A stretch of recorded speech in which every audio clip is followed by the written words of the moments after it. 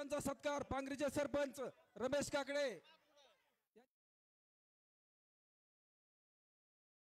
आजच्या या जाहीर सभेचं अध्यक्षस्थान आपल्या गावचे उपसरपंच सन्माननीय रियाज बागवान यांनी आजच्या या सभेचं अध्यक्षस्थान स्वीकारावं अशी मी त्यांना विनंती करतोय। आता जी शाजीदस यांनी सूचना मांडली त्याला गावकऱ्यांच्या वतीने माझं पूर्ण अनुमोदन आहे। खाली बसून घ्या सगळे। आजच्या कार्यक्रमाला उपस्थित असलेले माननीय राजाभाऊ राऊत, माननीय रमेश बापू बारबोले यांना विनंती आहे की कृपया स्टेजवर या। सुधीर बापू बारबोले, रमेश अण्णा पाटील नगराध्यक्ष त्यांचं स्वागत। माननीय आंधळकर यांना विनंती आहे की आपण कृपया आंधळकर साहेब आलेले आहेत, आंधळकर साहेबांचंही स्वागत करतो। त्याचबरोबर पानगाव, त्याचबरोबर आजीदादा गटाचे जालटे पाटील सर्व कार्यकर्त्यांना विनंती आहे की कृपया जिथं जागा असेल तिथं खाली बसून घ्या। खाली बसून त्याचबरोबर मागे लोक आहेत। बाबा कापसे यांचंही स्वागत। सीबीआयचे डॅशिंग अधिकारी आदरणीय भाऊसाहेब आंधळकर यांचंही व्यासपीठावर आगमन झालेलं आहे, तर टाळ्याच्या गजरात त्यांचं स्वागत करावं। या ठिकाणी भाऊसाहेब आंधळकर यांचा सत्कार पांगरीचे माजी सरपंच सतीश दादा जाधव यांनी करावा अशी मी त्यांना विनंती करतो।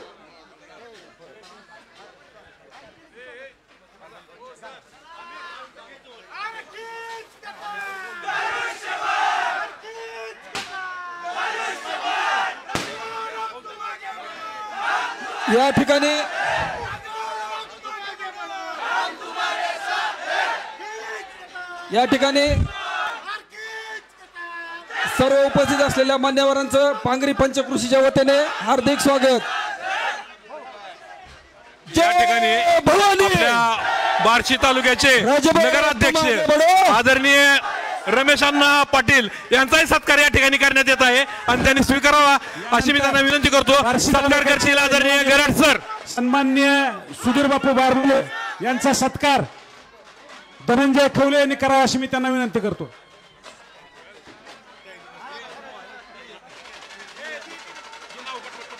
या ठिकाणी मान्यवरांचा सत्कार होत आहे।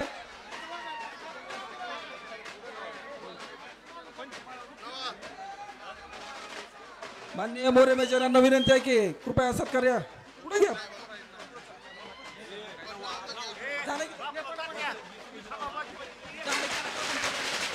यानंतर आपल्या पांगरी गावामध्ये सोसायटीत कर्तव्यदक्ष सेक्रेटरी म्हणून काम केलेले कुंडलिक भाऊसाहेब यांचा या ठिकाणी सत्कार करण्यात येत आहे। सत्कार करतील सुहासदा देशमुख बाळू मेजर सत्कार कर। आपल्या बार्शी तालुक्याचे आदरणीय नेते सुधीर बारवले यांचा या ठिकाणी सत्कार होत आहे। सत्कार करतील बाळासाहेब मोरे मेजर।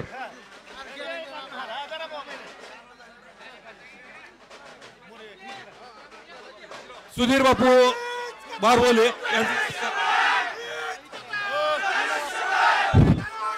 बाबा कापसे यांचा सत्कार सतीश जाधव करू। या ठिकाणी अमित रसाळ यांचा सत्कार सुहास देशमुख यांनी करावा अशी मी त्यांना विनंती करतो।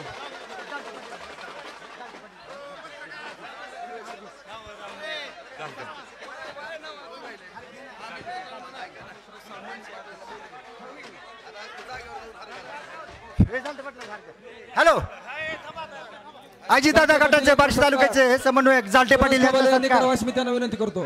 सतीश जाधव करतील।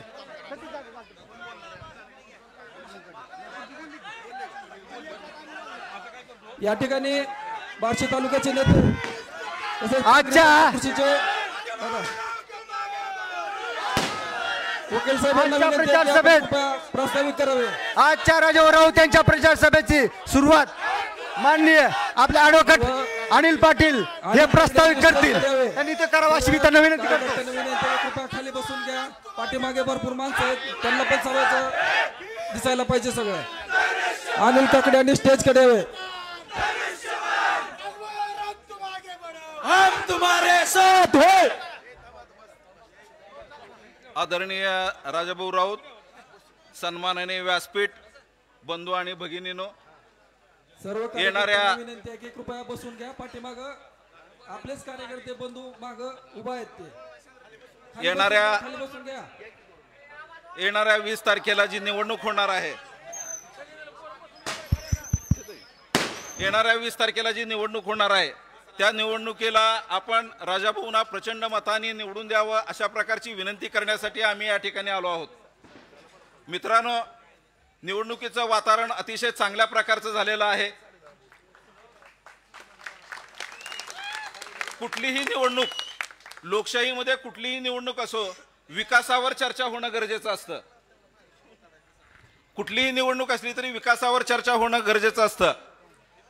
आपल्याला निवडणूक आयोगानं आजच्या काळासाठी, आजच्या दिवसासाठी जो काही भाषण करण्यासाठी वेळ दिलेला आहे, तो पूर्ण वेळ राजाभाऊंनी या तालुक्यामध्ये जो काही विकास केला, 4000 कोटी रुपयाचा निधी खेचून आणला आणि कुठली कुठली कामं केलेली आहेत हे सांगण्यात माझा सगळा वेळ जाईल. पण मी आपला एवढा वेळ घेणार नाही. या पांगरी गावासाठी राजाभाऊंनी अतिशय उत्तम प्रकारच्या योजना देऊन या गावाचा कायापालट करण्याचा प्रयत्न केलेला आहे. जवळपास 100 कोटी रुपये आमच्या गावाला राजाभाऊंनी दिले. मित्रांनो, आपल्याला खरं पण वाटणार नाही, 65 कोटी रुपयाचं आमच्या गावामध्ये एक हॉस्पिटल आहे जुनं, 0 पेशंट झाले होते, आज 350 ओपीडी आमच्या गावातली आहे. त्याच्यामुळे राजाभाऊंना लक्षात आलं की इथं नवीन इमारत पाहिजे, म्हणून 30 खाटाच्या हॉस्पिटल ऐवजी आता 100 खाटाचं हॉस्पिटल, ट्रामा युनिट दिलं. एवढंच नाही तर पोलीस स्टेशनची आपण इमारत बघा, अतिशय देखणी अशी इमारत, बांधकाम पूर्ण झालेलं आहे तिचं. अशा प्रकारच्या अनेक योजना, सभागृह गावातले असतील, गावातले रस्ते असतील.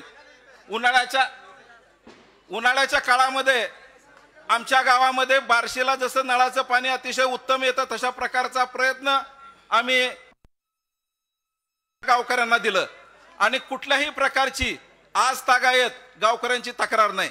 लाईट असेल, गटार स्वच्छता असेल किंवा पाणी पुरवठा असेल, ह्या अतिशय आवश्यक अशा गोष्टी पांगरी गावासाठी दिल्या. बार्शीचं जर सांगायचं म्हणलं तर माझा खूप वेळ जाईल, मी आपला फार वेळ घेणार नाही. गेली 1985 पासून बार्शी कोर्टात वकिली व्यवसायाचं मी काम करतो. 85 पासून मी ऐकत होतो की आमचं जे कोर्ट आहे त्याची नवीन इमारत होणार आहे. 85 पासून जवळपास 30-40 वर्ष झालं मी तेच ऐकत होतो. परंतु राजाभाऊ ज्यावेळेस त्यांच्या आणि मुख्यमंत्र्यांचे संबंध जवळचे आले, त्यावेळी मुख्यमंत्र्यांकडून त्यांनी अतिशय चांगल्या प्रकारचं 120 कोटी रुपयाची नवीन इमारत कोर्टासाठी चालू केली. तिचं भूमिपूजन झालं. आज आपण कुणीही गाडेगाव रस्त्याला गेलात तर तुम्हाला ते देखणी इमारत तिथं दिसेल. तिचं बांधकाम सुरू झालेलं आहे. शिवसृष्टी असेल, एवढंच नाही तर अगोदरच्या लोकांनी, अगोदरच्या सत्ताधाऱ्यांनी आपल्या मार्केट कमिटीमध्ये काय उद्योग केले हे आपल्याला सर्वांना माहिती आहे. मित्रांनो, आज मार्केट कमिटीमध्ये जावा, जी शेतकऱ्याची लक्ष्मी त्या ठिकाणी आहे, त्या ठिकाणी राजाभाऊच्या मार्गदर्शनाखाली अतिशय देखणी अशी मार्केट कमिटी केली. तिथले रस्ते बघा, गटारे बघा, झाडं लावलेली बघा किंवा आत्ताचं सध्याचं तिथलं वातावरण बघा. या निमित्तानं बोलत असताना मी आपणाला असं सांगेन की अतिशय चांगलं काम करणारा माणूस जर असेल तर आपण सर्वांनी त्या माणसाच्या पाठीमागे उभं राहणं गरजेचं आहे. या तालुक्याचा सर्वांगीण विकास करायचा जर असेल तर आपल्याला राजाभाऊलाच मतं द्यावी लागतील. आपण उपसा जलसिंचनची योजना असेल किंवा नवीन पाणी पुरवठा बार्शीकरासाठी केलेला असेल, मुख्यमंत्र्यांच्या सभेला आपण बरेच जण होतो. मुख्यमंत्र्यांनी त्यावेळी राजाभाऊंनी ज्या ज्या मागण्या मांडल्या त्या मंजूर झाल्या असं त्यांना सांगितलं. हे कशाचं द्योतक आहे? तर मित्रांनो, राजाभाऊला मंत्रिमंडळातून अतिशय चांगल्या प्रकारची संधी मिळणार आहे. त्यामुळे आपल्याला यावेळी मागे राहता कामा नये. आपण या भागातून अतिशय चांगल्या प्रकारची मतं द्यावीत अशा प्रकारची मी आपल्याला विनंती करतो आणि माझं प्रास्ताविक थांबवतो. जय हिंद, जय महाराष्ट्र. अभिनंदन वकील साहेब. जणू काय या तालुक्याचा कायापालट इतक्या झोकून राजभूनी करायचं नियोजन केलेलं आहे आणि खरंच आपल्या नेत्याचं काम आपण स्तुती करावी एवढं कमी आहे. तर यानंतर आदरणीय सुधीर बापू बारबोले यांनी आपले विचार मांडावे अशी मी त्यांना विनंती करतो.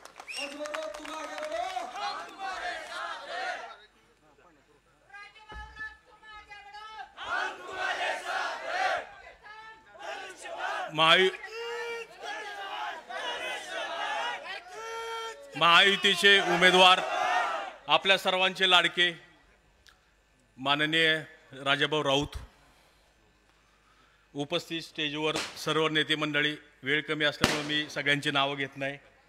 उपस्थित पांगरीतील सर्व ज्येष्ठ नागरिक, सर्व युवा कार्यकर्ते व राजाभाऊवर प्रेम करणारे विविध भागातून आलेले सर्व राजाभाऊ प्रेमी, मी पहिल्यांदा प्रश्न विचारतो की किती हजार मतांनी निवडून द्यायचं आपल्याला राजाभाऊंना? 25,000.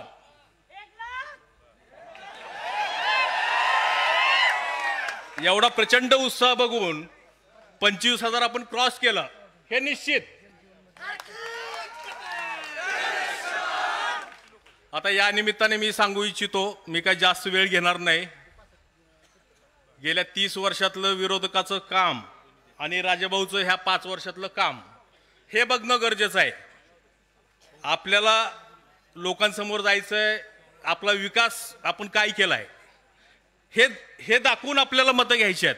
आणि विकासाच्या पाठीमागं संपूर्ण बार्शीकर खंबीरपणानं उभा आहेत. मी या प्रसंगी आपल्याला ग्वाही देतो. आता ग्रामीण भागात वाटतंय की शहरात काय होईल. शहर आम्ही 5 ते 10 हजारांनी प्लस गेलेलो आहोत. तुम्ही निश्चिंत राहा, मी जबाबदारीनं बोलतोय. आता विरोधक म्हणतायत, मी एका सभेत ऐकलं की लाडकी बहीण योजनेचे पैसे काय खिशातून दिले काय. अरे तुमच्याकडे 2.5 वर्ष सत्ता होती, त्यावेळेस तर तुम्हाला कुठून खिशातून कोण मागत होतं? द्यायला पाहिजे होते ना. खिशातून फक्त खिशातून देणारा नेता म्हणजे फक्त राजाभाऊ राऊत आहे. शहरातल्या सगळ्या जयंत्या बघा, शिवाजी महाराजांच्या राहू द्या, डॉक्टर बाबासाहेबांच्या राहू द्या, विविध जाती धर्माचे सगळे कुठले उत्सव असतील, फक्त खिशात हात घालणारा एकमेव महाराष्ट्रातला नेता म्हणजे राजाभाऊ राऊत आहेत. तुम्ही कधी विरोधकाला सांगतो की तुम्ही कुठल्याही ह्याला, ती आगळगावात म्हणलं होतं की करंगुळी तुम्ही सुई नाही केलं, त्याच्यामुळे तुम्ही काय विकास करणार आहेत. त्याच्यामुळे या निमित्ताने सांगतो की राजाभाऊच्या पाठीमागं आपण खंबीरपणानं उभं राहणं गरजेचं आहे. त्याला कारण आहेत. सर्व जाती धर्माला घेऊन जाणारा नेता म्हणजे राजाभाऊ राऊत आहे. आणि विकासाचं जर बघितलं की महाराष्ट्रामध्ये 288 मतदारसंघामध्ये सगळ्यात जास्त निधी खेचून आणणारा एकमेव आमदार म्हणजे राजाभाऊ राऊत आहे. आता पांगरीमध्ये मला बोलणं थोडं गरजेचं होतं. पांगरीमध्ये आमचे नातेवाईक आहेत, गरड सर आहेत, चव्हाण आहेत, लाडे आहेत, भरपूर कंपनी आहे. त्यांना सांगू इच्छितो की ब्रँड बारबोले राजाभाऊ राऊता बरोबर आहे. सगळ्यांनी मी आवाहन करतो, मी पुन्हा स्पेशल येऊन सगळ्यांची गाठी घेईल. आता ते पाहुणे रावळे ह्याचं राजकारण गेलं, आम्ही सगळे मिळून आहोत. एकीनं आपल्याला सगळ्या राहायचंय आणि आपण खंबीरपणानं राजाभाऊच्या पाठीमागं उभा राहाल, मी या प्रसंगी आपणाला आवाहन करतो, विनंती करतो. आणि तमाम जनतेला मी सांगू इच्छितो की राजाभाऊ सारखा बार्शी तालुक्याला मिळालेला हिरा आपण गमवू नका. निश्चितपणानं येणाऱ्या 5 वर्षामध्ये राजाभाऊ आमदार झाले ही काळ्या दगडावरची रेग आहे. येणाऱ्या 5 वर्षामध्ये बार्शी तालुका काय काय अपलट होतंय हे आपण सगळे बघणारच आहोत. आपण ह्या निमित्ताने सांगतो की आपण राजाभाऊच्या पाठीमागं खंबीरपणानं उभा राहा आणि हजारोच्या मतांनी त्यांना मताधिक्य देऊन विजयी करा. एवढं बोलून मी माझे 4 शब्द संपवतो. जय हिंद, जय महाराष्ट्र.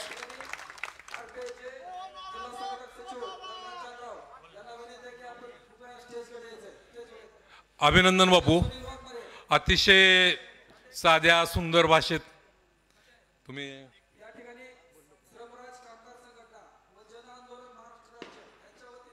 यांच्या हजारो कामगारांचा राजाभाऊंना जाहीर पाठिंबा. अध्यक्ष सुनील पाठिंब्याचं पत्र घेऊन येत आहेत ते सुनील वाघमारे.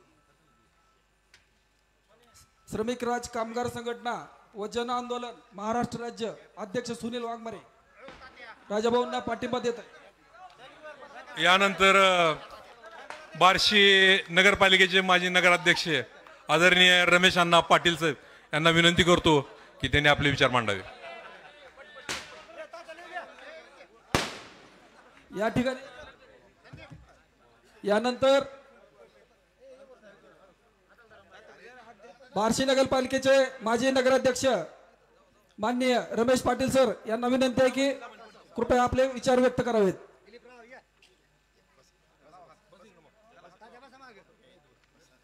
या ठिकाणी रंगनाथ तात्या जानराव यांचाही सत्कार माननीय आमदार राजभाऊ राऊत यांच्या हस्ते होत आहे.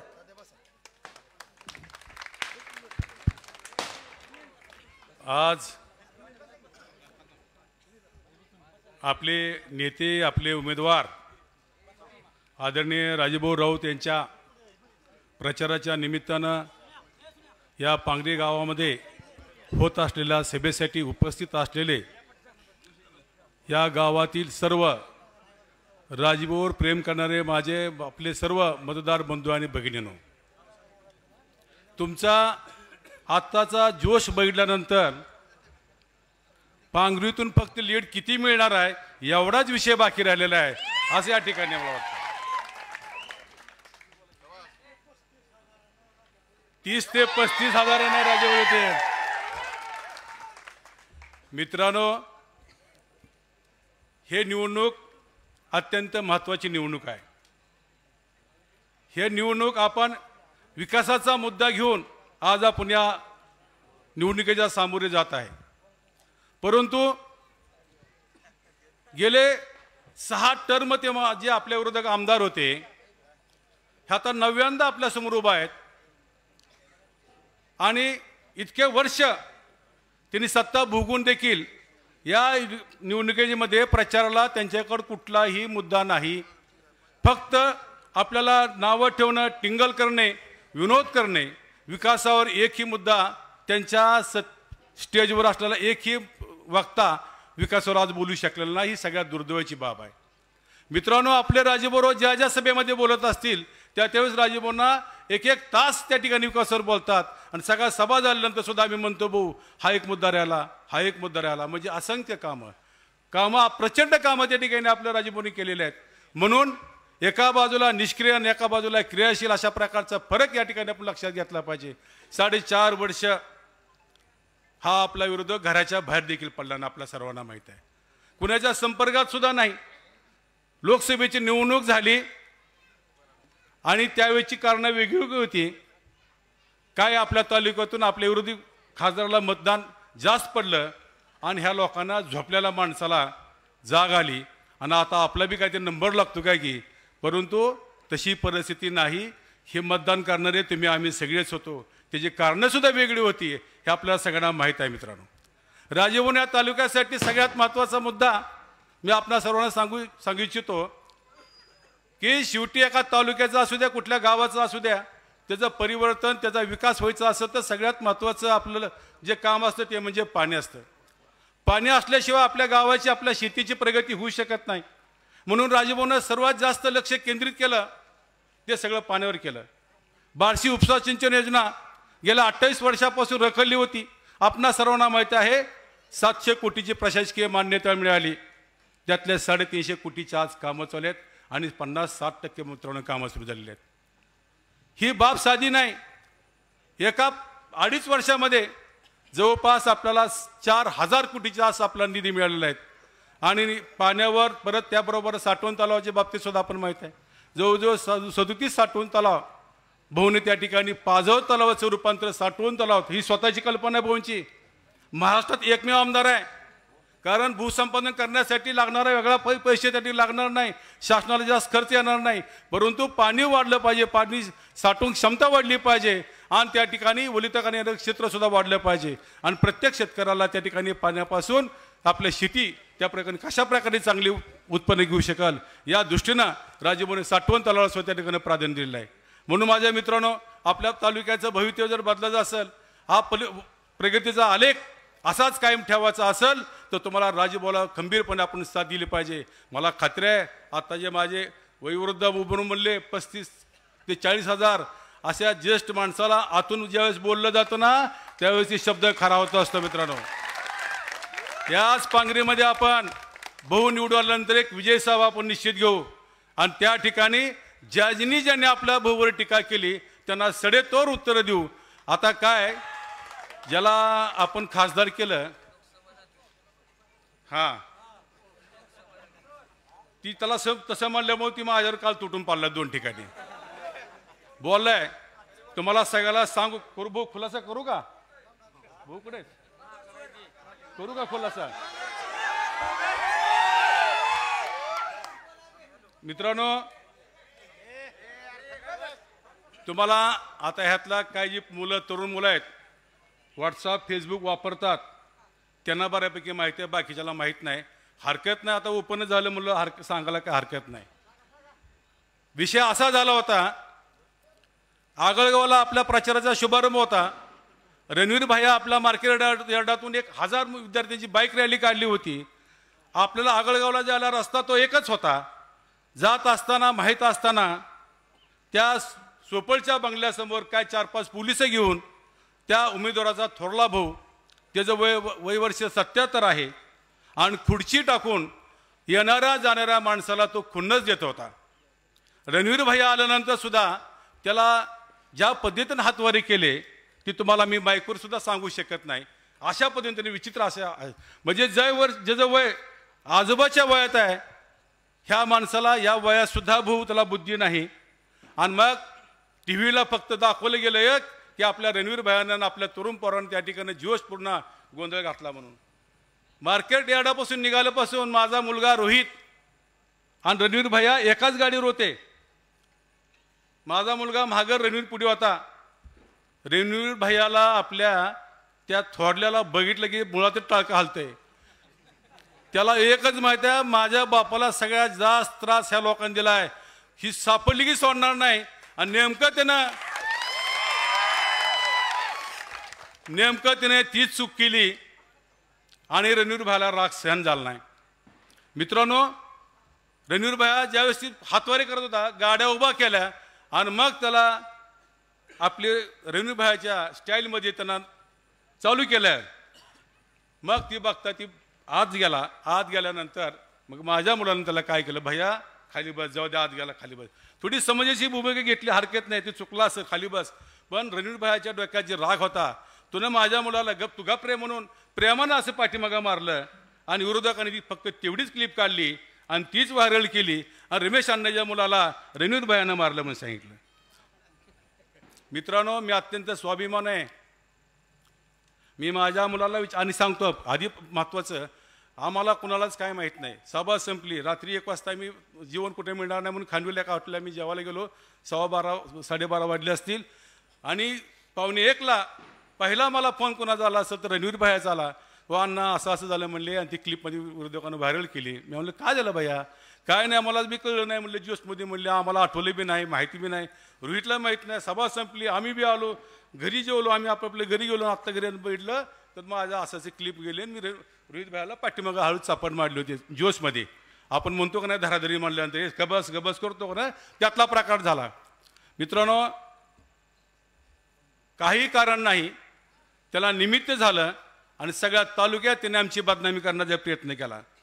परंतु तो रणवीर भाया अत्यंत निर्मळ मनापासून त्याला मला सांगितलं की मला घडलेली गोष्टसुद्धा माहीत नाही. तितक्याच प्रामाणिकपणे म्हणलं, भैया तू गोष्टीकडे लक्ष देऊ नको, विरोधक कुठल्या ना कुठल्या गोष्टीचं भांडवलच करत असतात, आपण त्या गोष्टीकडे दुर्लक्ष कर, तू सुद्धा मनाला काय लावून घेऊ नको. मी तर अजिबात मनाला लावून घेत नाही. अरे जर तसं केलं असतं ना, मी बी खानदानी लेकरू आहे, मी पण ह्या स्टेजवर थांबलो नसतो, लक्षात ठेवा. पण तसं घडलंच नाही. पण विरोधक किती खालच्या पातळीवर जाऊन आरोप करतात हे तुम्हाला सांगायचं. आता येताना मला कोणतरी म्हणलं, मला अण्णा तुमचे काय मुलाची किरकिर झाली का? आता नाव आठवण नाही, कोण म्हणलं होतं भाई आपला, आता मला एक जण म्हणलं होतं, काय झालं ते म्हणून. असो, तर अशा पद्धतीने हे विरोधक कुठल्याही टोकाला जाऊन आपल्यामध्ये मतभेद करण्याची तयारी करत असतात. आपण या गोष्टीकडे कुणी लक्ष देऊ नका. आणि शेवटचं एकच सांगतो, आपला नेता फक्त विकास आणि विकास याच गोष्टीवर लक्ष केंद्रित आहे. आपल्या तालुक्याचा विकास करण्यासाठी आपण सर्वांनी राजूभाईचे हात बळकट केले पाहिजे. म्हणून मी आजी सर्वांना हात जोडून विनंती आहे, राजूभाईला या ठिकाणी आपण आपलं चिन्ह आहे धनुष्यबाणासमोरचं बटन दाबून राजूभाईंना प्रचंड मताने विजय करावं अशा प्रकारची विनंती करतो आणि माझे 2 शब्द संपतो. जय हिंद, जय महाराष्ट्र. काका काटे तसेच अजय दराडे यांना विनंती आहे की कृपया स्टेजवर यायचं आहे. शिराळ्याचे गोकुळ पाटील यांचा या ठिकाणी राजभाऊ राऊत या गटात प्रवेश होत आहे. त्यांना विनंती आहे की कृपया या स्टेजकडे या. सोलापूर जिल्हा अखिल भारतीय मराठा महासंघाचे अध्यक्ष अमितजी रसाळ, त्याचबरोबर मनसेचे तालुका अध्यक्ष अमितजी रसाळ यांचा मनसेमधून आपल्या राजभाऊ राऊत गटात शिवसेनेमध्ये जाहीर प्रवेश.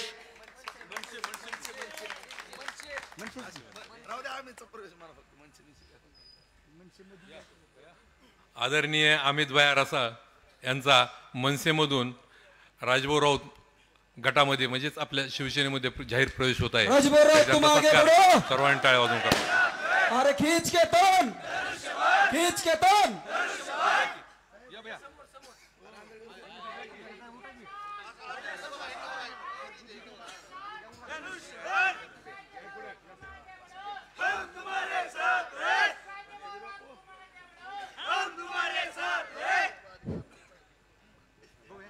गोळेवाडीचे माजी सरपंच अजय दराडे यांनी स्टेजवर येण्याची कृपा करावी. तसेच शिराळ्याचे गोकुळ पाटील गोटू पाटील यांचा बी आज शिवसेनेमध्ये प्रवेश होत आहे. शिराळ्याचे गोटू पाटील.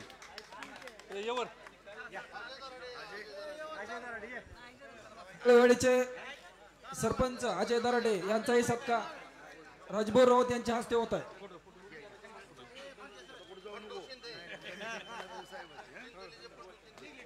या ठिकाणी बार्शी तालुक्याचे ढाण्यावाग आंधळकर साहेब यांचा चुकून आमच्याकडून सत्कार.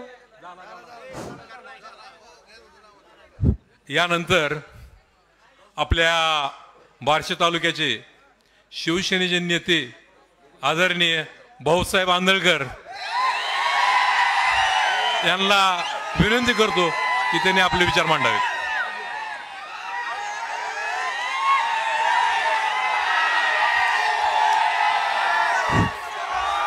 अरे खींच के तन, खींच के तन. महाराष्ट्राची कुलस्वामिनी आई तुळजाभवानी, महाराष्ट्राचा जाणता राजा शिवछत्रपती, हिंदू हृदय सम्राट बाळासाहेब ठाकरे साहेब, घटनेचे शिल्पकार महामानव डॉक्टर बाबासाहेब आंबेडकर, फुले शाहू, अहिल्यादेवी होळकर, अण्णाभाऊ साठे, या भगवंत नगरीचं कुलदैवत बार्शीचं कुलदैवत भगवंत यांच्या चरणी नतमस्तक होतो आणि येडाईच्या चरणी तुळजापूरच्या चरणी नतमस्तक होतो. वास्तविक 2011 पासून आपण मला प्रेम दिलेला आहे, म्हणून हा उत्साह भाऊच्या नात्यानं या ठिकाणी आहे. आत्ताच भाऊनी मला भाषणाला उभा राहायच्या आधीच सांगितलंय जास्त काही बोलायचं नाही. मला वाटतं भाऊ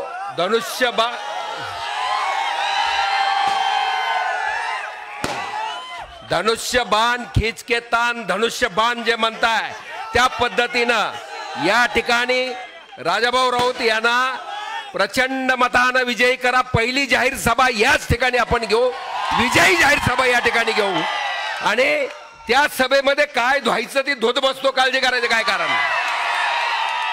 आज आपल्याला मतं पाहिजे आहेत, मतदानाला या ठिकाणी गालबोट लावण्याचा प्रयत्न आत्ताच रमेश पाटील साहेबांनी सांगितलं त्या पद्धतीनं विरोधक करतोय. मित्रांनो, या ठिकाणी राजाभाऊ राऊतांची ताकद आपण पाहिलेली आहे, म्हणूनच आम्ही या व्यक्तीशी आम्ही सुद्धा इच्छुक होतो. या ठिकाणी पाहिलेलं आपण, तरी सुद्धा या भावाच्या भावाला खांदा लावून प्रचंड मताने या ठिकाणी विजय करण्यासाठी आम्ही या ठिकाणी आलेलो आहे. मुख्यमंत्री या ठिकाणी सक्षम आहेत आणि म्हणूनच राजाभाऊच्या हातामध्ये भगवा, हा भगवा मर्दाच्या हातामध्ये शोभतो, हा मर्दाच्या हातामध्ये शोभतो. खरी शिवसेना आज वंदनीय पूजनीय स्वर्गीय हिंदू हृदय सम्राट बाळासाहेब ठाकरे साहेब असताना जो लाड माझ्या राजाभाऊ राऊताचा त्यांनी केला, या ठिकाणी निष्ठावंत शिवसैनिक, हाडामासाचा शिवसैनिक या ठिकाणी 2004 ला आमदार झाला आणि तो शिवसेनेमध्ये झाला. आज जी शिवसेना आहे ती माझ्या एकनाथ शिंदे साहेबाची या वाघाची आहे आणि त्या वाघाच्या शिवसेनेमध्ये या ठिकाणी राऊतांनी प्रवेश केल्यानंतर आपण पाहिलेला आहे 2014 ला त्यांना आपण आशीर्वाद दिला होता. म्हणजे त्या भगवंत मैदानावरती याला सभा विरोधकाला का घेता येत नाही? त्याला त्या ठिकाणी पितळ उघडं पडेल म्हणून या ठिकाणी सभा घेता येत नाही. कालची सुद्धा सभा या ठिकाणी बाहेरून भाड्याच्या आणलेल्या लोकांची सभा झालेली आहे. धाराशिव, उस्मानाबाद, कळंब, तेर, ढोके आणि या ठिकाणी निरेटिव्ह या ठिकाणी पसरवण्याचा प्रयत्न केला जातोय. मित्रांनो, मी उद्धव साहेबाला 12/11/2011 इथं कापसे आहेत, बाबा कापसे. दुपारची सभा उद्धव ठाकरे साहेबाची कालच्याच तारखेला झाली 12/11/2011 आणि काल तारीख होती 12/11/2024. एका आंधळकर, एक शिवसैनिकाचा घरदाराचा संसाराचं वाटोळं केलं यांना आणि आता ह्याचं वाटोळं बंगल्याचं केल्याशिवाय हा राहणार नाही, एवढं नक्की आहे. आणि मित्रांनो, आमचा आमदार हा पाणीदार आमदार आहे, विकास रत्न आहे. या ठिकाणी 4000 कोटीच्या वरती निधी या ठिकाणी आणला गेलेला आहे. आणि आता लाडकी बहीण योजना, मुख्यमंत्री लाडकी बहीण योजना वगैरे आत्ताच रमेश पाटील साहेबांनी सांगितलं, काय खिशातनं पैसे देता का नाही? आज विकासाच्या माध्यमातून या ठिकाणी गव्हर्नमेंटला पैसा येतो.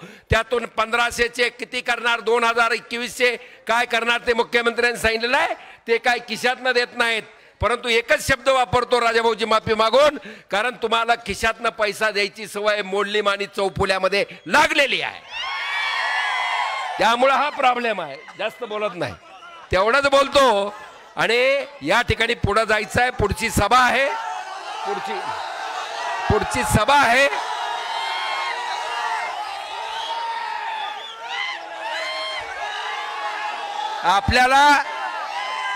आपल्याला कुठल्याही परिस्थितीमध्ये विक्रमी मता राजाभाऊ राऊत यांना मिळाली पाहिजे आणि त्यांना मंत्रिपदावरती आपल्याला पाहायचं आहे. या दृष्टिकोनातून या ठिकाणी पाहायचं आहे. आणि मग या ठिकाणी बार्शीचा जो सर्वांगीण विकास हा केला जाणार आहे तो भाऊच्या माध्यमातून आम्ही भाऊला आणि तुमच्या तमाम जनतेला सांगतोय. मी खासदारकीला तुमच्याकडे उभा होतो, पण तुम्ही काय मतं दिले नाही मला माहिती आहे.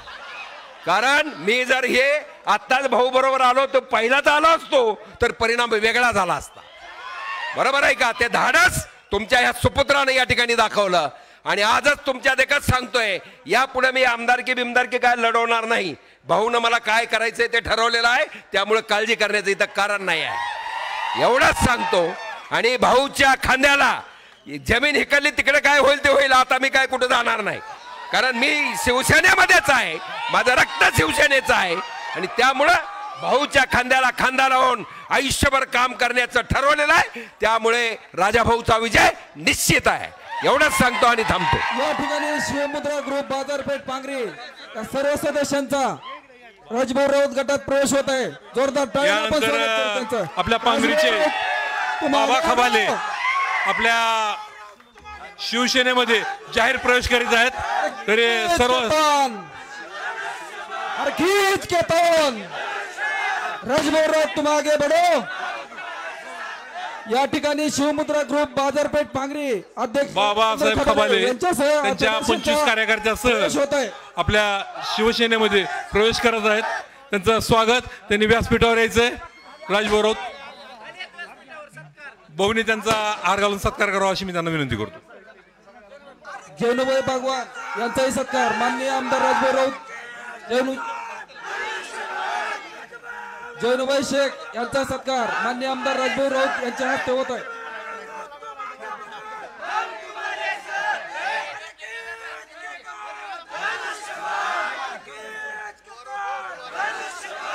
राजभाऊ राऊत हॅलो. मागे बढो. सर्व कार्यकर्त्यांना विनंती आहे की ज्या आपल्या लाडक्या नेत्याची आतापर्यंत वाट पाहत होतो की आपल्या बार्शी तालुक्याचे ढाण्या वाघ आणि हरित क्रांतीचे जनक आदरणीय राजाभाऊ राऊत यांना विनंती करतो की त्यांनी आपले विचार मांडावेत.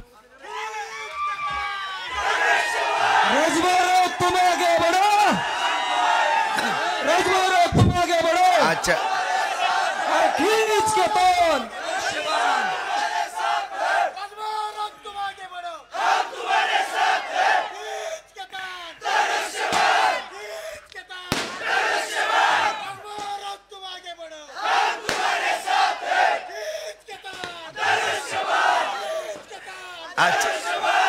आजच्या या पांगरीतील आपल्या जाहीर सभेच्या विधानसभेच्या या जाहीर सभेच्या कार्यक्रमाचे अध्यक्ष आपले पांगरीचे बागवान सर्व सन्माननीय आता व्यासपीठ सगळी नावं आता कमी बॉल आणि जास्त रन काढायचे मित्रांनो नेहमीसारखंच परत आता कारीला सभा आहे आणि बार्शीत परत बैठक आहेत कारण आपल्याला पण माहित आहे की निवडणुका म्हणले की वेळ थोडा कमीच असतो त्यामुळं आता या ठिकाणी आंधळकर साहेबाला पण मी उठतानाच नम्रतेची विनंती केली साहेब जरा थोडं शिस्तीत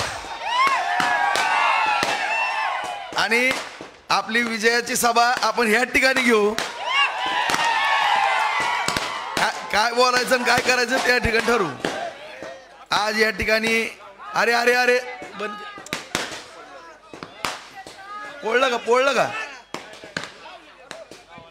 अरे लावू नका शाळेतल्या नका उडू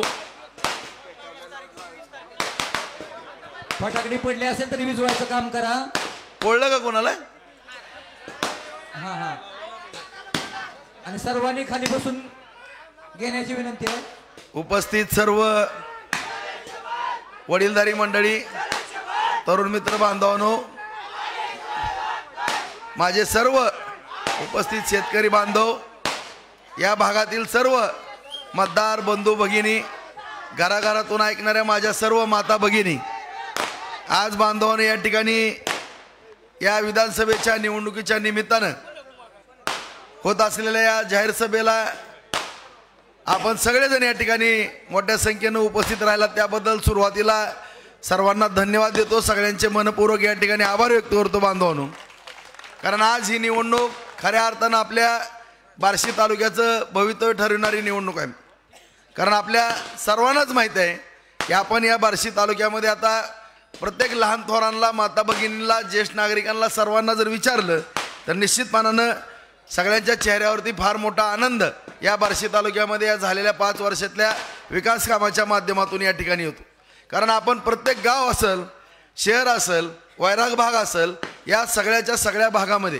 अत्यंत नियोजनबद्ध चांगल्या पद्धतीनं काम करण्याचा बांधवांनी या ठिकाणी प्रयत्न केलेला आहे या पांगरी गावामध्ये सुद्धा गेल्या वेळेस ही ग्रामपंचायत होती संजय अण्णा पाटील त्यावेळेस जिल्हा परिषदेचे सदस्य होते त्याचबरोबर या ठिकाणी आपल्या माळीताई सभापती होत्या बांधवांनो गरड सर होते प्रत्येक वेळेस या ठिकाणी आपले पदाधिकारी बगाडे सर होते सगळी या ठिकाणी जी मंडळी आपली काम करत होती अनिल पाटलांच्या किंवा गरड सर ही सगळे भराडे सर शाजी सगळे बॉडी सुहास रामभाऊ लाडे सतीश ही सगळी मंडळी किंवा गावातील सगळ्यांच्या विचारानं विश्वासात सगळ्यांना घेऊन या ठिकाणी आपण चांगल्या पद्धतीने कामं केली आज पांगरीमध्ये मला एक उडवू नका म्हणून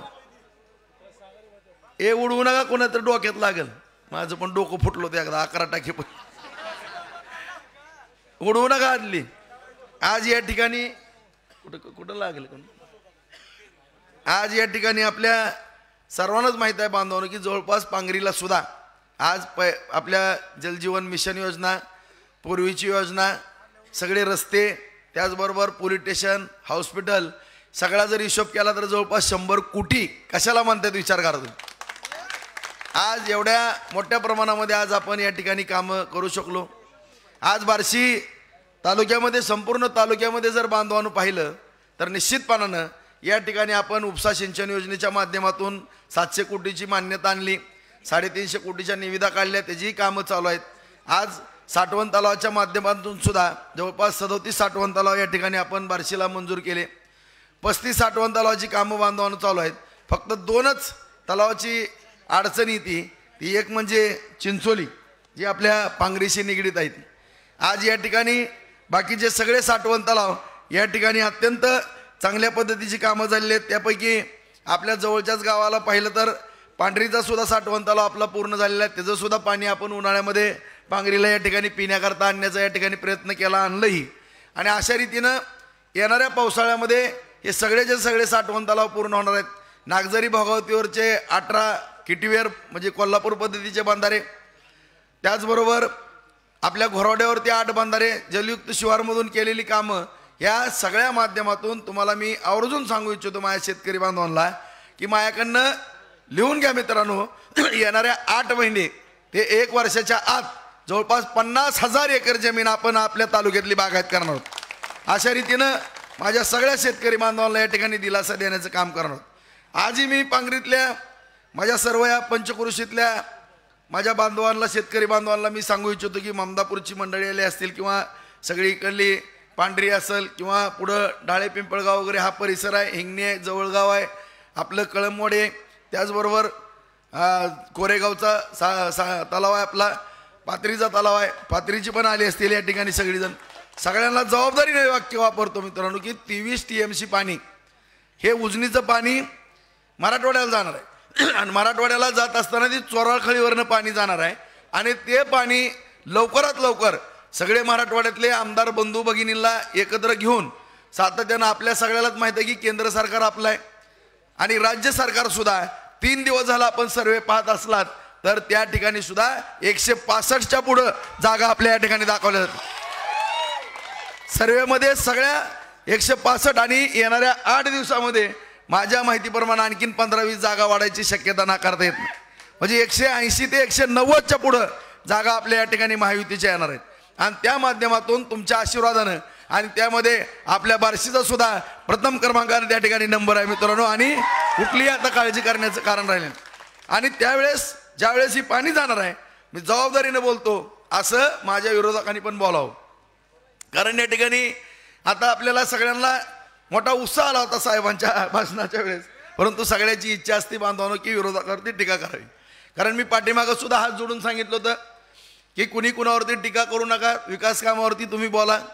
मी त्या विचारानं चाललेलो, परंतु विनाकारण मला आगळगावमध्ये बोलले. आता अण्णांनी सांगितलं की कालच्या सभेमध्ये सुद्धा काही कारण नसताना तुम्ही टीका करण्याचा तुम्हाला नैतिक अधिकार नाही. माझ्या विरोधकाला सांगू इच्छितो तुम्ही विकास कामावरती का बोलत नाहीत. या तालुक्यामध्ये आपण काय केलंय, 25-30 वर्ष एका आपल्या पिढीला बर्बाद केलंय, नव्या पिढीसमोर आपण काय आदर्श ठेवणार आहोत किंवा आपण या तालुक्याच्या उपजीविकेची साधनं कुठली निर्माण करणार आहेत ह्याबद्दल तुम्ही बोला. आज विनाकारण ह्याहून झालं त्याहून झालं ह्या गोष्टी तुम्ही तिसरीगड विषय नेण्याचं कुठलंही कारण नाही. आज मी उद्या त्यांची कधीतरी सभा होईल या पांगरीमध्ये, आज मी या ठिकाणी बोलून जातो मित्रांनो. एवढंच म्हणा की ज्यावेळेस चोराखळीवरनं पाणी इकडे जाणार आहे त्यावेळेस तुमच्यामध्ये हिंमत आहे का ती पाणी खाली वळवून आणायची या ठिकाणी, एवढंच विचार. कारण जेवढं अवघडातलं अवघड काम आहे तेवढं मी करू शकतो. आज मी साठवण तलावाच्या बाबतीमध्ये सुद्धा चिंचोलीचे काय बांधव आले असतील, आलेत का? सगळ्यांना मी हात जोडून सांगतो मित्रांनो तुम्ही काळजी करू नका. त्या चिंचोलीचा साठवण तलावाला सुद्धा मीच त्या ठिकाणी फडणवीस साहेब होते, राम शिंदे साहेब होते, त्यावेळेस 5 साठवण तलाव मी मंजूर करून आणले. तुम्हाला मान्य आहे? चिंचोलीचा आणला, रौळगावचा आणला, सुरडीचा आणला, मालेगावचा आणला आणि संगमनेरचा आणला, बरोबर आहे.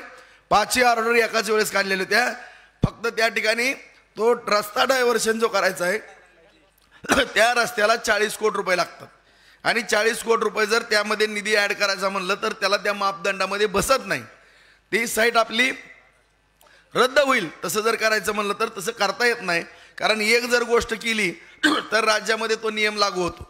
आता उदाहरणार्थ एक सांगतो की एखाद्या जर कुठल्या बाबीमध्ये सरकारनं निर्णय घेतला आणि ते त्याच सारखी गोष्ट असेल आणि ते काम करा म्हणून सरकारला कोणी पत्र दिलं आणि ते केलं नाही, जर कोणी हायकोर्टात गेलं तर त्या पद्धतीनं कामं करावं लागतील.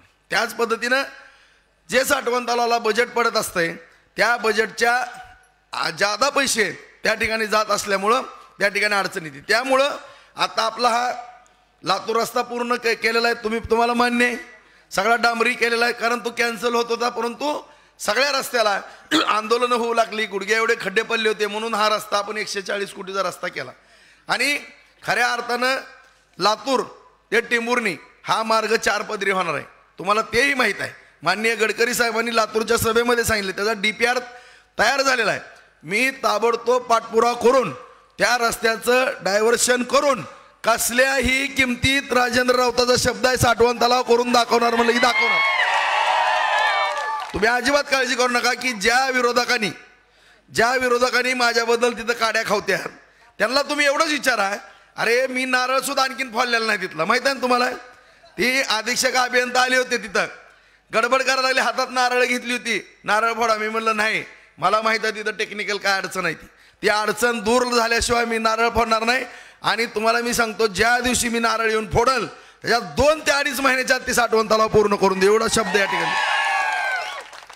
सगळी रात्रंदिवस यंत्रणा तिथं लावा, आणि मी सुद्धा आठवड्यातनं 2दा त्या कामावर येऊन जाईल, एवढा जिद्दीचा माणूस मी आहे. त्यामुळं त्या साठवण तलावाच्या बाबतीमध्ये सुद्धा काळजी करू नका, कारण या ठिकाणी मी जबाबदारीनं बोलतो. या ठिकाणी माझ्या सर्व शेतकरी बांधवांनो, जवळपास 250च्याहून अधिक साईट या बार्शी तालुक्यामध्ये साठवण तलावाचे आहेत. कारण आपल्याला उजनीचं जे पाणी येणार आहे ते पाणी त्या उपळाई वगैरे त्या परिसरामध्ये बार्शीच्या कडेनं येते, आणि ज्या गावाला पाणी जाऊ शकत नाही त्या गावाला आपल्याला साठवण तलावाशिवाय पर्याय नाही. आज पांगरीला सुद्धा 2 साईट आहेत, मी माहिती घेतलेली आहे. त्या पांगरीतल्या माझ्या सर्व शेतकरी बांधवाला सांगू इच्छितो की दोन्हीच्या दोन्ही पाझर तलावाचं साठवण तलावामध्ये मी रूपांतर करणार आहे. कारण त्या दिवशीच माननीय मुख्यमंत्री साहेबाला मी विनंती केली, साहेब काही करा परंतु 101 साठवण तलाव मला या ठिकाणी मिळालेच पाहिजे. त्यांना वाटलं 101 कोटी रुपयाचा निधी मागतो काय की, 101 कोटी रुपये दिले म्हणले राजेंद्र. 101 कोटी रुपये नाही म्हणलं साहेब, 900 ते 1000 कोटी रुपये लागतात म्हणलं याला. अरे बापरे म्हणले, ती शेतकऱ्याचं काम आहे ना, राजेंद्र दिले म्हणले. आणि अशा पद्धतीनं आज आपण 4000 कोटीच्या पुढं आज या ठिकाणी निधी आणू शकलो मित्र. आज या ठिकाणचा आपला हा लातूर रस्ता केला, सोलापूर रोड केला, उस्मानाबाद रस्ता आपण त्या ठिकाणी केलेला आहे. आई तुळजाभवानीला जाणारा 250 कोटीचा रस्ता आपण मंजूर केला, त्याचं काम चालू झालेलं आहे त्या ठिकाणी. आज अशा रीतीनं संपूर्ण तालुक्यामधले सगळे एकामेका गावाला जोडणारे मुख्यमंत्री सडक योजना, पंतप्रधान सडक योजना, PWDच्या माध्यमातून पूल असतील, रस्ते असतील, सगळे केलं. आज या ठिकाणी काय राहिले असतील तेही ताबडतोब आपण या ठिकाणी करू. बार्शी शहरामध्ये संपूर्ण शहरामधले हुडकून कामं काढावं लागतात. आज तिथला सुद्धा Solapur road, Alipur road, Upalai road, 422 road, Paranda road, Daspimpalgaon road, Agalgaon road सगळेच केले. आणि ह्यांच्या दारातला रस्ता सुद्धा केलेला विकास दिसत नाही. म्हणजे आता किती दुर्दैव आहे मला सांगा, तो सुद्धा रस्ता आपल्याला करावा लागला. आणि अशा पद्धतीनं बागा त्या ठिकाणी छानपैकी केल्या. आज त्या ठिकाणी वकील साहेबांनी मग सांगितलं की कोर्टाच्या इमारतीच्या कामाला सुद्धा सुरुवात झाली, की 25 वर्षापासूनचं प्रलंबित काम होतं. आज बार्शीला सुद्धा उपजिल्हा रुग्णालय आपण त्या ठिकाणी काम चालू आहे, 50% काम पूर्ण झालेलं आहे. त्या ठिकाणी 30 क्वाटेचं हॉस्पिटल होतं, आपण 100 क्वाटेचं मंजुरी आणली, त्याचं काम चालू आहे. 25 जणांचा स्टाफ होता त्या ठिकाणी, आता आपण 125 लोकांचा स्टाफ मंजूर करून घेतलेला आहे. 25 डॉक्टरांची टीम आहे त्या ठिकाणी, तज्ज्ञ डॉक्टरांची टीम. आज मी जबाबदारीने या ठिकाणी बोलतो की आपल्या गोरगरिबांना कुठलंही ऑपरेशन किंवा उपचार करायचे म्हणलं तर मोठ्या प्रमाणामध्ये त्या ठिकाणी पैसे खर्च करावे लागतात. परंतु आदरणीय डॉक्टर कर्मवीर मामासाहेब जगदाळे साहेब यांनी, जगदाळे मामानी एक हॉस्पिटल उभा केलं. आज ते आपलं हॉस्पिटल म्हणून सगळ्यांना वाटतं. परंतु आज तुम्ही त्या ठिकाणी जाऊन बघा, तुम्हाला मी जबाबदारीने एक शब्द देतो, भविष्य काळामध्ये MRIची मशीन असेल, तिथं CT स्कॅनची मशीन असेल, एक्सरे असेल, सगळ्या चाचण्या असतील, 1 रुपयाचा सुद्धा तुम्हाला खर्च येणार नाही. अशा पद्धतीचं हॉस्पिटल आपण त्या ठिकाणी बांधायला. इतकं सुंदर हॉस्पिटल, जसं सिव्हिल हॉस्पिटल आहे त्याच्यापेक्षा आपण चांगल्या पद्धतीचं त्या ठिकाणी उपचार त्या ठिकाणी होणार आहेत. कारण माझं स्वतःचं लक्ष त्या ठिकाणी असणार आहे. स्वतः दर आठवड्यातनं एकदा जाऊन त्या ठिकाणी पाहणी मी करणार आहे. आणि अशा रीतीनं हॉस्पिटलच्या बाबतीमध्ये असेल, कोर्टाचा विषय असेल बांधवांनो, आज आपण बार्शीमध्ये पाहताय एक त्या आपल्या छत्रपती शिवरायांचं जे आदर्श आपण राजांना मानतो, त्यांची सुद्धा शिवसृष्टी त्या ठिकाणी केली. रोज 500-500 जण जाऊन त्या ठिकाणी फोटो घेतात. आज त्या ठिकाणी आपल्या सर्व सैनिकांच्या जीवावरती जे बॉर्डरवरती आपले सैनिक लढतात, युद्धामध्ये शहीद झाले, आज अतिरेक्यांकडनं शहीद झाले, त्यांची एक आठवण म्हणून आपण आपल्या सैनिकांचं शहीद स्मारक सुद्धा त्या ठिकाणी सुंदर असं त्या ठिकाणी आपल्या सगळ्या तरुण पिढीला आदर्श डोळ्यासमोर ठेवण्याकरता त्या ठिकाणी बांधलेलं आहे. आज बुद्धविहाराच्या बाबतीमध्ये सुद्धा नागपूरच्या रंगाजी कुठे गेले, हे बुद्धविहार सुद्धा इतकं सुंदर आणि देखणं आहे. त्याचं डिझाईन तुम्हाला मी मागं पाहिलं असेल सगळ्यांनी. 1 एकर 10 गुंठे जागा आपण त्या ठिकाणी 422ला दिली मित्रांनो. त्या ठिकाणी गार्डन आणि बुद्धविहार जे डॉक्टर बाबासाहेब आंबेडकरांनी या ठिकाणी बौद्ध धर्म त्या ठिकाणी आपण स्वीकारला. आणि गौतम बुद्धांची सगळी आदर्श डोळ्यासमोर ठेवून त्यांनी शांततेच्या मार्गानं त्या ठिकाणी जे गौतम बुद्धांचं धोरण होतं ते धोरण त्यांनी ठेवकारलं. आणि डॉक्टर बाबासाहेब आंबेडकरांचं जे स्वप्न होतं किंवा बुद्धविहारांच्या बाबतीमध्ये आपण त्या ठिकाणी एक चांगल्या पद्धतीचा निर्णय घेतला. आज मुस्लिम बांधवांना सुद्धा मी सांगू इच्छितो या गावातले, आज तुम्हाला पण माहीत असेल, आज आमचे शेठ त्या ठिकाणी बसल्यात काटेगावचे, नायकवाडी म्हणून तुमच्या गावचेच आहेत शेठ. नायकवाडींचा ईदगाह म्हणून त्या ठिकाणी वरती होता, फार मोठं प्रस्थ होतं, त्यांनी ईदगाह त्या ठिकाणी केला. त्या ठिकाणी सुन्नी आणि तबलीग वाद सातत्यानं व्हायचा. गेली 30-40 वर्ष झालं भांडणं होती. ईद आली की भांडणं असायची, मोहम्मद पैगंबरांची जयंती आली की भांडणं असायची. कधी या लोकप्रतिनिधीला वाटलं नाही ती भांडण सोडवावं किंवा मिटवावं. सातत्यानं आमच्या पुढे हा विषय यायचा. माझ्या डोक्यात विचार येत होता की आपण ह्याच्यावरती काही ना काही मार्ग काढणं गरजेचं आहे. 422ला 1 एकर जागा त्या ठिकाणी दिली, नवीन ईदगाह बांधून दिला. दोन्हीच्या दोन्ही सुखे आहेत. तुम्हाला सांगतो, कोणाचाही तंटा नाही, भांडण नाही, काही नाही. अशा रीतीनं प्रत्येक समाज बांधवाला, बार्शीतले जेवढे समाज बांधव आहेत, लिंगायत समाज असतील, लिंगायत माळी, लिंगायत कुष्टी, सगळे जेवढे घिसाडी समाज बांधव आहे, खटिक समाज बांधव आहेत, माळी समाज बांधव आहे, धनगर समाज बांधव आहे, वंजारी समाज बांधव आहेत, मुस्लिम सगळे, बागवान असतील, आतार असतील, तांबुळी असतील, जेवढेही मराठा मंदिर असेल त्या ठिकाणी सगळे, जेवढे बुद्धविहारची दुरुस्ती केली बार्शीची, वैरागची, जेवढे 80% अधिक वैदू समाजासहित सगळ्या समाजांना त्या ठिकाणी 10 गुंठे 20 गुंठे बुरुड समाज असेल सगळ्यांना जागा आणि सभागृह बांधून दिली. आज त्या ठिकाणी प्रशस्त, या ठिकाणी प्रशस्त असं त्या ठिकाणी सगळ्यांचं राहणीमान झालेलं आहे. कारण गोरगरिबांच्या घरी कुणी पाहुणे आले, छोटा मोठा कार्यक्रम असला बांधवानो करणं शक्य होत नाही, त्यामुळे ती कामं त्या ठिकाणी करून दिली. प्रत्येक समाजाचं त्या ठिकाणी हित जोपासण्याचं काम त्या ठिकाणी केलं. आज बार्शी शहरामधले सगळ्या गार्डन केल्या. बार्शी शहराला 296 कोटीची पाणी पुरवठ्याची योजना आणली, त्याचं 50% काम पूर्ण झालंय. जॅकवेलचं उजनी धरणातलं काम पूर्ण झालेलं आहे. वैरागला 38 कोटीची योजना त्या ठिकाणी पाणी पुरवठ्यात दिली आणि आपल्या सगळ्या ग्रामीण भागाला 150 कोटीच्या योजना जवळपास 107 गावाला, त्यात पांगरी सहित जल जीवन मिशनच्या माध्यमातून दिल्या. अशा रीतीनं शेतीचं पाणी असेल, पिण्याचं पाणी असेल, रस्ते असतील, दळणवळण असेल, आपले सौंदर्याचे काय विषय असलेल्या प्रत्येक आरोग्याचा विषय असेल, क्रीडांगण म्हणून आपण भगवत मैदान बांधलं.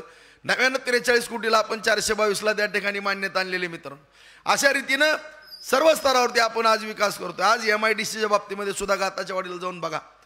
नारायण राणे साहेब उद्योगमंत्री होते त्यावेळी ती जागा आपण ताब्यात घेतली. त्याच्यानंतर 10 वर्ष काही झालं नाही. 9ला आणि 14ला माझा पराभव झाला.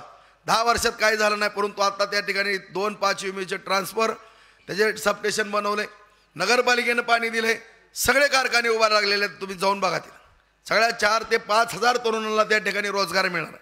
आज त्या ठिकाणी 600 एकरची MIDC होती, परंतु 135 एकरच्या जागा आपल्याला पुढे घेता येई नाही. कारण शेतकरी बांधवांनी मला सांगितलं की भाऊ आता आमची जागा घेऊ नका.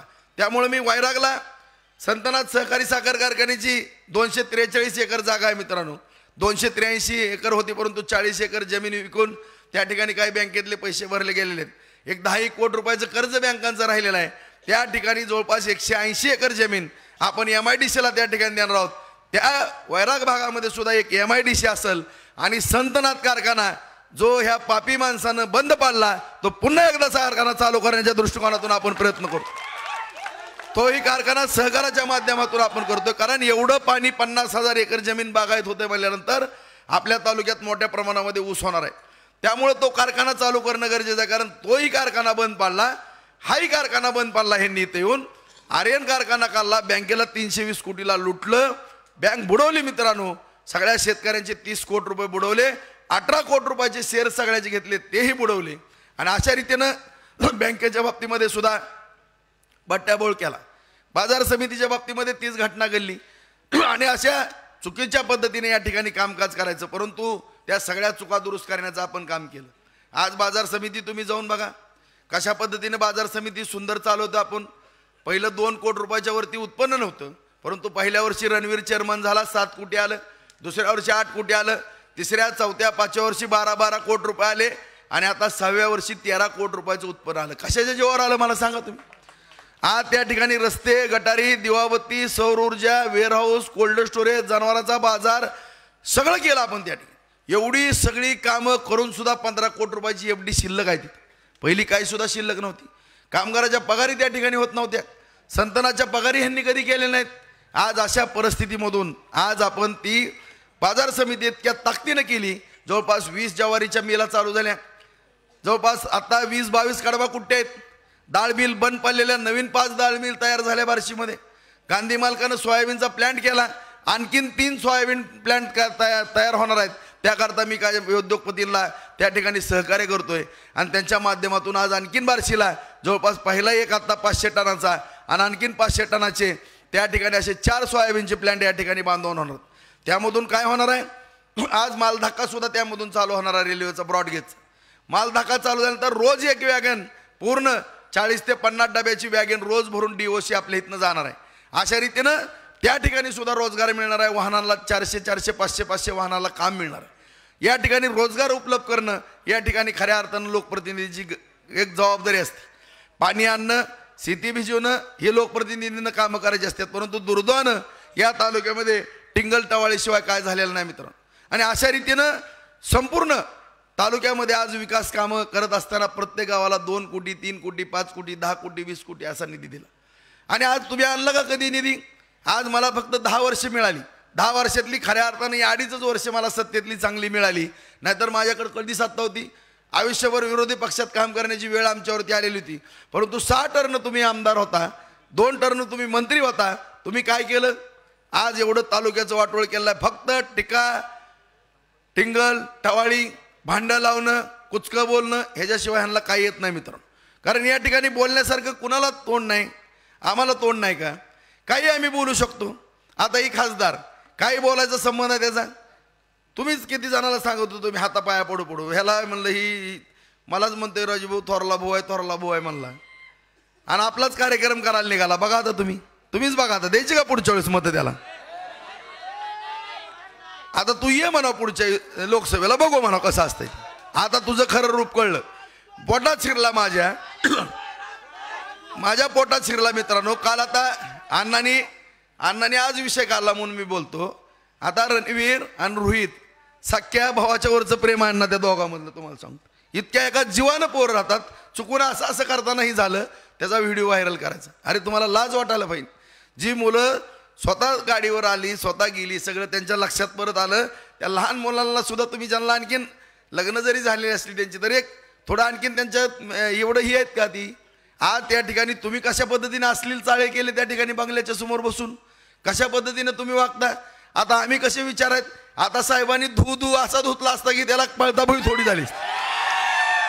पण मी हात जोडतो साहेबाला. साहेब हात जोडतो, काय बोल नका. तुमची काळजी मलाच घ्यायची पाळी यायला लागली. इतकी काळजी करतो म्हणजे मला विचार करा, त्यांची सुद्धा काळजी करणारा तुमचा आमदार आहे. मग विचार करा किती मी काळजी तुमची तर किती करत असेल. त्याच्यामुळे या ठिकाणी तुम्ही टीका टिप्पणी करण्यापेक्षा तुम्ही विकासाचं काय केलं ती सांगा, किंवा तुम्ही काय, तुमच्याकडे काय विजन आहे, काय दृष्टी आहे पुढची तुम्ही सांगा. मी जसं आज सांगू इच्छितो की मी संतनाथ कारखाना चालू करूनच दाखवत असतो. आज बोललो मी, चला मी 2 MIDC आणखी नवीन करूनच दाखवणार. केंद्र सरकारच्या माध्यमातून एखादा मोठा उद्योग बार्शीला मी आणणार. मी जाहीररित्या बोलतो. आणि मी तुम्हाला सगळ्याला माहीत आहे बांधवांनो की मी कुठलीही गोष्ट बोलल्यानंतर तुमच्या साक्षीनं किंवा तुमच्या आशीर्वादानं सहकार्यानं मी या राजकारणामध्ये काम करतो. आणि या ठिकाणी बोललेल्या गोष्टी मी करून दाखवल्या. कुणी मला सांगू त्या गावात कुणी कॉम्प्युटरला फीड केलं, ही रस्ता केला, इथं बंधारा द्या दिला, भाऊ पाईपलाईन दिली, ही करा ती करा केलं. कुठलं काम ठेवतो आजच्या ऐवजी उद्या होईल, परंतु कुठलंही काम माझ्याकडनं राहणार नाही. त्या दृष्टिकोनातनं आज या बार्शी तालुक्याला गरज कशाची आहे? आज या ठिकाणी MIDCच्या आणखीन 2, मी मग एक सांगितलं की वैरागानं उपळायला 2 MIDC आपल्या नवीन करतो. आणि या ठिकाणी जवळपास तिथं 4-5 हजार, तिकडं 4-5 हजार, इकडे 4, 12 ते 15 हजार पोरांच्या हाताला काम मिळणार आहे. आज या ठिकाणी आम्ही निवडणुकीच्या माध्यमातून बघतोय मित्रांनो, जवळपास 40,000 लोक आपल्या तालुक्यातली बाहेर आहेत. 40,000 ही काय भूषणाव गोष्ट आहे का आमच्या दृष्टीनं? नाही, ही काय आमच्या दृष्टीनं योग्य गोष्ट नाही. पिंपरी चिंचवड, पुणे, ठाणे, इचलकरंजी ह्या भागामध्ये जर लोक काय गावातली 300-400 लोक बाहेर आहेत, चांगली गोष्ट नाही आहे. कमीत कमी काही जी सेटल झाले ती ठीक आहे, 72च्या दुष्काळापासून गेलेली. परंतु आता तरी हा लोंढा थांबणं गरजेचं आहे. आणि मला खात्री आहे की ज्यावेळेस 8 महिने ते 1 वर्षाच्या आत ही पाणी ज्यावेळेस उजनीचं या ठिकाणी सगळीकडे खेळन, त्यावेळेसपासून हा जाण्याचा लोंढा थांबन. बाहेरची संख्या आपल्या बार्शीमध्ये ते आणून दाखवू शकतो मी. काही अडचण नाही. तुम्हाला सांगतो तुमची इच्छाशक्ती पाहिजे. आज बघा तुम्ही गावोगावी काय परिस्थिती आहे मित्रांनो. आज प्रत्येक आईवडिलाला आपल्या तरुण मुलांचं टेन्शन आहे. आज 25, 30, 35, 40 वर्षापर्यंत मुलं गेलेत. आज लग्नाच्या अडचणी आहेत. आज शेतकऱ्याची मुलगी असली तर शेतकऱ्याच्या मुलाला मुलगी देत नाही. परिस्थिती आहे का नाही सांगा तुम्ही मला. वस्तुस्थिती आहे आज ही प्रत्येक गावामध्ये. ही कधी बदलणार आहे? जोपर्यंत त्या शेतकऱ्याचं उत्पन्न वाढत नाही, जोपर्यंत त्या शेतकऱ्याचा एखादा बंगला, चांगलं घर होत नाही, त्याच्या घरात गाडी उभारत नाही, तोपर्यंत त्या ठिकाणी आपल्या मुलांच्या बाबतीमध्ये अशाच अडचणी होणार आहेत मित्र. ह्याला दुसरा कुठला पर्याय नाही. ह्याला जमिनी बागायत करणं आणि उद्योग वाढवणं. आणि उद्योग वाढवायला लागलं तर माझ्यावरच टीका करते. हीच उद्योग करायला लागले. अरे तू कर ना बाबा, तुला कोणी अडवलं? एक ना दड भाराबड चिंध्या तुम्ही हेरेमेट हॉस्पिटल बंद पाडलं, कॅन्सर हॉस्पिटलचं 3-93-18 केलं, संतनाथ कारखाना बंद पाडला, आर्यन कारखाना बंद पाडला, मार्केट कमिटीची अवस्था वाईट केली ती, बँक तुम्ही बुडवली. अशा सगळ्या जर तुम्ही संस्था बुडवत असाल किंवा बंद पाडत असाल, तुम्हाला उद्योगाची जर कलाच नसेल तर मला या ठिकाणी सांगा, तुम्हीच बँका बुडवल्या, आम्ही कुठं बुडवल्या का? आम्ही पण कर्ज घेतो, माझ्यावर पण 100 कोटीचं कर्ज आहे मित्रांनो. मी पण एवढे उद्योग केल्यात, कधी कोणाचा रुपया बुडवला नाही किंवा कुठल्या बँकेचं वन टाईम सेटलमेंट नाही किंवा कुठल्या बँकेची माझ्याबद्दल नोटीस नाही किंवा तक्रार नाही, कधी आमच्या आयुष्यात आम्ही केलं नाही. मग आम्ही या ठिकाणी उद्योग व्यवसाय मी करत असेल, माझी मुलं करत असतील किंवा काही उद्योगपतीला, उदाहरणार्थ आता गांधींना, दिलीप शेठ गांधीला 200 कोटीचा मी प्लॅन टाकायला लावला. माझ्या केवळ मी आधार दिला, तुम्ही काळजी करू नका, झोपेतनं उठून आम्हाला उठवा, आम्ही तुमच्या पाठीशी खंबीरपणाने उभारतो, ही शब्द दिला त्यांना. त्या बिचाऱ्यानं 200 कोटी रुपयाची गुंतवणूक केली. असं जर तुम्ही व्यापाऱ्याच्या पाठीशी उभारले उद्योगपतीच्या, तर उद्योग उभारतील. आणि जर उद्योगच नाही उभारले तर बार्शीत कशाला पोरं राहणार आहेत? जगायचं म्हणल्यानंतर त्याच्या आईवडिलाला किंवा कुटुंबाला सांभाळायचं आहे, भावाचं लग्न आहे, बहिणीचं लग्न आहे, ह्या सगळ्या गोष्टी, त्याला घर बांधायचं आहे, ह्या सगळ्या गोष्टी करायला त्याला बार्शीत जर रोजगार नाही मिळाला, बार्शीत जर काय अडचण आली, त्याला नाही इलाजानं तिथं मुंबई पुण्याला जावंच लागणार आहे. आणि अशा पद्धतीनं मग तुम्ही इतक्या दिवस तुम्ही सत्तेत होता, सहजासहजी तुम्ही गोष्टी करू, माझ्यापेक्षा तुमचं वजन जास्त होतं मला मान्य आहे, परंतु तुम्ही काय केलं? आज मी एक चान्स सोडतो का? आज शिंदे साहेब असतील, फडणवीस साहेब असतील, अजितदादा असतील किंवा कुठलाही मंत्री राहू द्या, डायरेक्ट मी फोन केल्यानंतर एका सेकंदात फोन उचलतात. प्रत्येकजण या ठिकाणी चिंचोलीला सुद्धा रात्री 12 वाजता फडणवीस साहेब मुख्यमंत्री असताना तुमचं त्यांचं बोलणं करून दिलं होतं. ही त्या ठिकाणी मी मिळवलेली पत आहे मित्रांनो. मी इतकी पत त्या ठिकाणी तयार केली की प्रत्येकाने आपला सन्मान केला आणि कुठलंही काम सांगितलं नाहीच म्हणलं नाही. आणि भविष्यकाळात सुद्धा असाच राहणार आहे. आता येणारे 5 वर्ष, हे 5 वर्ष तर आपल्या बार्शीच्या हिताच्या दृष्टिकोनातून आपल्याला अत्यंत महत्त्वाचे आहेत. कारण आज जर परिस्थिती पाहिली तर तुम्ही बघा, कोरोना काळापासून डॉक्टर मंडळींचे माझे चांगले संबंध आले, ताकदीने या ठिकाणी डॉक्टर लोक अत्यंत मोठी मोठी हॉस्पिटल व्हायला लागली. कुठल्याही डॉक्टरांच्या बाबतीमध्ये काय असलं तर धावून जातो, रात्रीचा दिवस त्या ठिकाणी काही काम सांगितलं तर मी मोडतच नाही. आता आणखीन मोठी 100 कोटीची 2 हॉस्पिटल बार्शीत होणार आहेत. आज या ठिकाणी व्यापाराच्या बाबतीमध्ये 35 30 तालुक्यातनं 30-35 तालुक्यातनं माल येऊ लागलेला आहे. इतकी मोठी बाजारपेठ आपल्याला झालेली आहे, कोट्यवधी रुपयाची उलाढाल होती. त्या बाजारात आल्यानंतर आपला बार्शीचा बाजार चालतो. शिक्षणाच्या बाबतीमध्ये सगळ्या शिक्षण संस्थांना आपण मदत करतो, त्यांच्या पाठीशी उभारतो. आज शिक्षणाच्या बाबतीमध्ये सुद्धा आपण पुढे चाललेलो आहे. अशा रीतीनं बार्शीची छान प्रगती झालेली आहे. त्यामुळं आपण सर्वांनी या ठिकाणी या निवडणुकीला गांभीर्यानं पाहणं गरजेचं आहे. आज तुमचा सुद्धा महायुतीच्या सगळ्या नेत्यांनी लाड पुरवलेला आहे. तुमची इच्छा काय होती? हे राजभवन धनुष्यबाण घ्यावं, बरोबर आहे? बरोबर आहे का? आज माननीय मुख्यमंत्री साहेब, फडणवीस साहेब, अजितदादा तिघजण बसले, तिघांनी निर्णय घेतला. बार्शीतल्या जनतेला काय आवडतं म्हणले? धनुष्यबाण. ठीक आहे, राजभवनला धनुष्यबाण चिन्ह द्या. दिलं ना? मग आता सगळी जबाबदारी तुमची आहे मित्र. कारण या ठिकाणी सरकार सुद्धा आपल्या पाठीशी ताकदी नाही. कुठल्या बाबतीत सरकारनं आपल्याला मदत केली नाही सांगा बरं? आज मुलींना मोफत शिक्षण आहे, SCBCच्या माध्यमातून मराठा मुलांना मोफत शिक्षण केलं आहे. आज वीज बिल माफ केलेले आहे, आपल्याला वीज बिल भरायचं नाही आता इथनं पुढं. आज या ठिकाणी मुख्यमंत्री लाडली बहीण योजना या ठिकाणी केलेलं आहे. आता 1,500चं 2100 करणार आहेत. ज्येष्ठ नागरिकांना सुद्धा या ठिकाणी 1,500चं 2100 रुपये करणार आहेत. आज पीक विमा सुद्धा आपण 1 रुपयामध्ये भरतो. आज आपल्याला जेवढं नुकसान झालेलं आपलं, मग सततचा पाऊस असेल, अतिवृष्टी असेल, दुष्काळ असेल किंवा पीक विम्याच्या बाबतीमध्ये असेल किंवा फळबागांचं अनुदान, तुम्ही 5 वर्षातली पासबुक बघा. 5 वर्षामध्ये सगळ्या शेतकऱ्यांच्या अकाउंटवर किती पैसे आले का नाहीत? ह्याच्या अगोदर कधी आले का? आणले का? ह्यांनी पळापळी केली का? मग एवढं सरकार आपल्या ताकदीनिशी आपल्या पाठीमागे उभं आहे, कधी कुठल्या अडचणी येऊन देत नाही. आणि आज जाहीरनाम्यामध्ये सुद्धा महायुतीच्या या सरकार येणारच आहे, काळ्या दगडावरची भगवी रेख आहे मित्रांनो. आणि हे सरकार येत असताना माझ्या सगळ्या शेतकऱ्यांची जी इच्छा होती की एक वेळ कर्ज माफ व्हावं, ती सुद्धा इच्छा तुमची पूर्ण होणार आहे. त्यामुळं हे सरकार येणं अत्यंत गरजेचं आहे. कारण विरोधक टीका करतात, ह्यांच्याजवळ पैसे नाहीत, त्यांची अनिवार्याला योजना बंद होणार आहेत. अरे मग पैसे नाहीत तर तुम्ही काय कशाला विधानसभेला उभारला? तुम्ही निवडून आल्यावर काय तुम्हाला मंत्रालय झाडायला जायचं का? तिथं काय संबंध काय मला सांगा बरं ह्यांचा? मग सरकारजवळ भरपूर पैसा आहे, आपला देश सक्षम आहे, देशाची 5व्या नंबरला अर्थव्यवस्था आहे, जगामध्ये सगळ्यात स्ट्रॉंग असलेला देश आहे. आज निर्यात आयातीमध्ये प्रचंड आज आपल्या देशाकडे पैसा होऊ लागलेला आहे. त्यामुळे एवढा मोठा विकास या ठिकाणी होतोय. त्यामुळे विरोधकाच्या कुठल्याही भूलथापाला बांधवानं बळी पडू नका. आपल्या तालुक्याचा विकास, आपल्या तालुक्यातली हरित क्रांती, औद्योगिक क्रांती करण्याकरता सगळ्यांनी फक्त 8 दिवस तुम्ही या ठिकाणी तालुक्याकरता द्या. 8 दिवस. परत 23 तारखेचा निकाल लागल्यापासून मी आणि माझी जबाबदारी सगळी तालुका कसा छानपैकी करायचा ही सगळी जबाबदारी मी स्वीकारतो. तुम्ही निवांत आपले आपले उद्योग बघत बसा. कुणी कुठलीही काळजी या ठिकाणी करू नका एवढी या ठिकाणी नम्रतेची विनंती करतो. बोलण्यासारखं भरपूर असतं मित्रांनो, तुम्हाला पण ऐकू वाटतंय, परंतु वेळ कमी आहे. पुढची सभा असल्यामुळं माझे 2 शब्द या ठिकाणी संपवतो. जय हिंद, जय महाराष्ट्र.